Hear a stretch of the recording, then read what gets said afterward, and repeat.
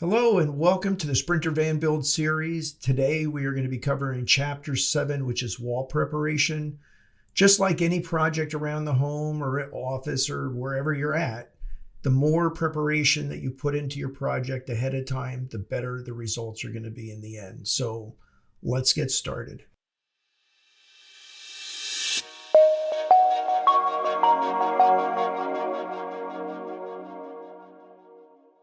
It's important to have an understanding in your mind of how you're going to want to lay your van out, and realizing it's extremely important is when we talked about the ceiling preparation. We talked about how we mounted all of the anchors in the ceiling and put the studs in there to be able to bolt the top of the cabinet up. And then now we're going to be talking about the wall preparation area and how do we mount and bolt these cabinets to the wall, the cabinets on the driver's side behind here. And then we also, how do we mount the bed frame?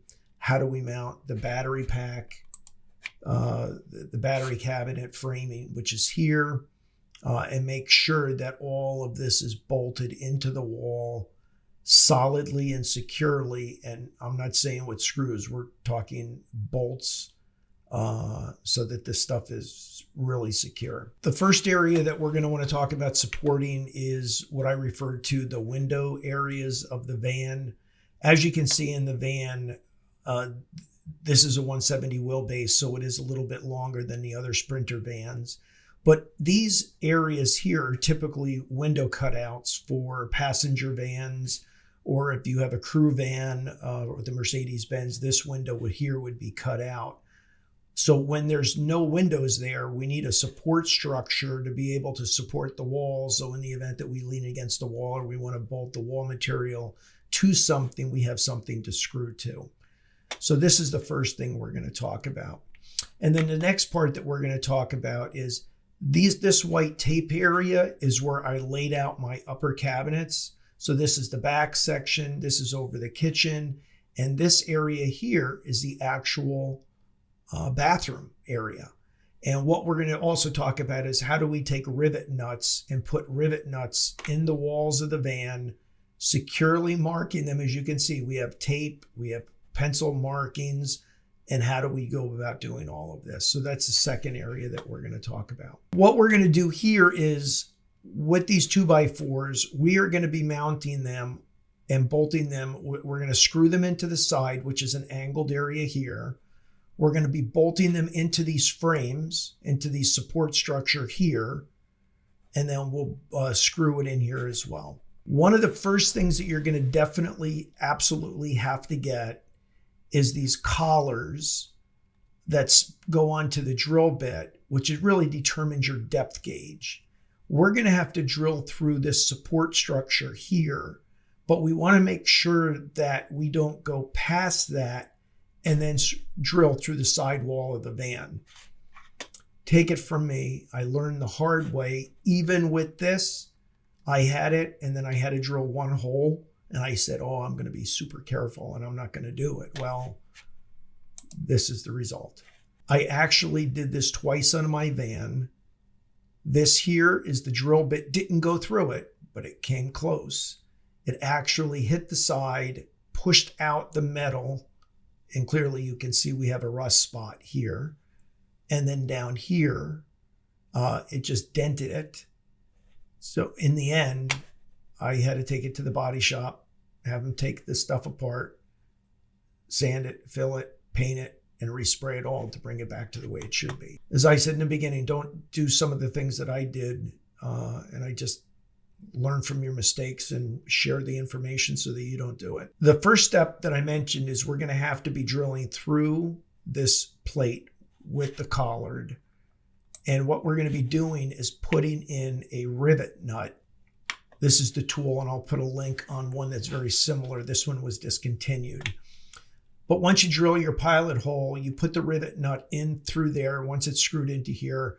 And then what we'll do is compress this, and it will be this fluted part here will compress down, and it will actually get sandwiched, is the word I always use, compressed between the inside and the outside with this lip. And then this way it will be able to receive a bolt. So as I mentioned, this is the rivet nut. One of the things that you do is you open up the arms of your tool, and then you just take this and then you thread this on, and then the arms have got to go all the way out. And then the next thing you're going to do is you're going to actually compress this, and hopefully we'll be able to see it.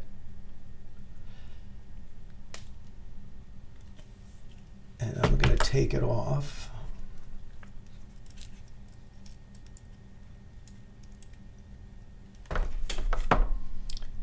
And what happens is this will actually compress, if you can see that, between this lip and this here and the metal, it will actually compress it and it will stay fit against the van wall. And then from there, we're able to put in a 1/4-20 rod or bolt and bolt whatever we need to this into the van. So I used a lot of these in the van. It's a great tool. If you're doing the van build, it's worth getting one of these. And the one that I got in Amazon is no longer available, but I will list in the description what that is. Once we do that, the other thing that I do is I take these 1/4-20" rods and I put Loctite. It's a thread locking material on it. And then that's going to prevent that from screwing any further into that area. Then what I did is so I had my rivet nut going in here. We put a nut here. Then we put our Loctite material on there. I screwed it in, and then I took this nut and I tightened it down so that it's now compressing against that, so it can't go any further into the sidewall in the event that we're tightening it later. Once we did that, the next thing that I did is I marked my 2x4s. And then from there, I did a countersink hole. And then I put that there, cut everything in place, and then tighten this down with a washer and a nut. And I also used a Loctite material. The next thing I had to do is we had to make sure that all of our boards were cut at the proper angle. And then from here, we're going to be putting self-tapping screws through the wood and into the support structure of the van. And this is what it actually looks like when it's there. It's relatively inexpensive to do this. If you go on websites like RB Components, that's where I got my windows from. RB Components will sell you these structures out of aluminum plates. And depending how many you need and where you're going to put your support structures, I think they're starting at $300 and then going up as high as $700 for some of these kits. This is a very low cost, very effective and strong way of supporting your walls. I do not screw any of my cabinets to this because I actually screw them into the actual B-pillars of the van and the support structure of the van and not into any of these brackets. This is strictly for holding my wall material in place. In the event that you lean against the wall, everything is there and it's secured. This picture here just shows what it will look like once we do the installation, and we'll get that into the next couple of chapters. We'll get into that. This is a picture of my wall cabinets. I wanted to do a wall cabinet that's a simple L structure. I wanted to simply mount it to the ceiling of the van and to the wall of the van. And since I have finished walls going up through behind here and a finished ceiling, I saw no reason to do anything other than an L-shaped cabinet.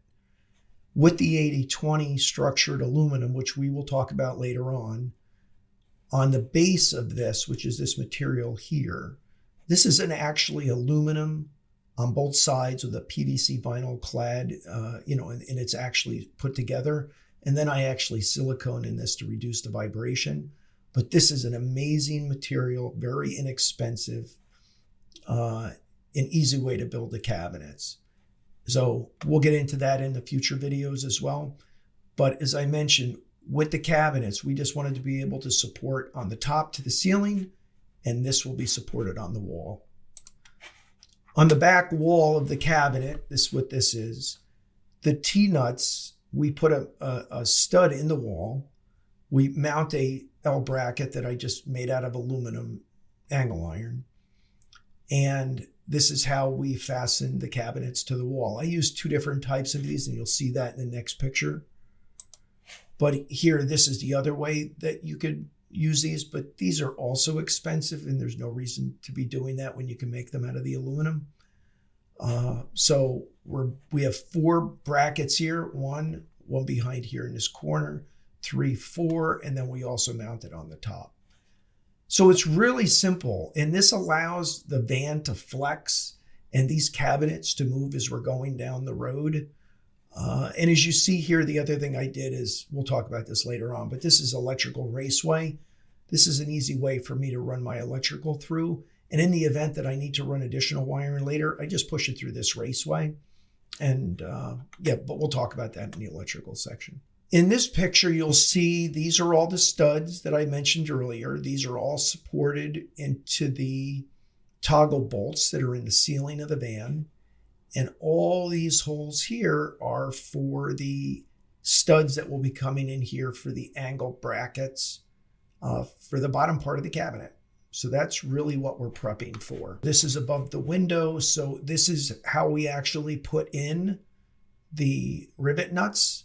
First thing you need to do is drill a pilot hole. You're screwing the rivet nut onto this machine here, this tool, and I'll put a link in the description. You're just inserting it there. This fluted area here actually compresses when you pull the handles together, and I do have a demo of that. And then it's that simple. So you have a bunch of these in there, and away you go. And this is what it looks like. This here are my solar panel wires that are going into the blue conduit running in through here, and it comes out by the inverter and by the charge controller, but we'll talk about that later as well. These are the rivet nuts that we put in behind the battery inverter cabinet. As I mentioned, I wanted a solid way to bolt that to here in the event that I was ever in an accident, that this stuff was securely fastened to the wall. That's all I have with the wall preparation. With this, you sort of have to have an understanding of how you're going to build your cabinets. That's why I think it's almost better to watch the whole series and then sort of back into the way you want to do it. This was, I mentioned earlier, as a lot of this stuff is work in progress. And I was building my cabinets before I even did all this, or at least I was trying to come up with these ideas in my own head on how I was going to do this. All I'm trying to say is that you really have to have some type of plan before you're doing this. I personally did not want to just be using self-tapping screws and screwing into the sidewall here. You could do that. I don't know how well it would hold up over the long run.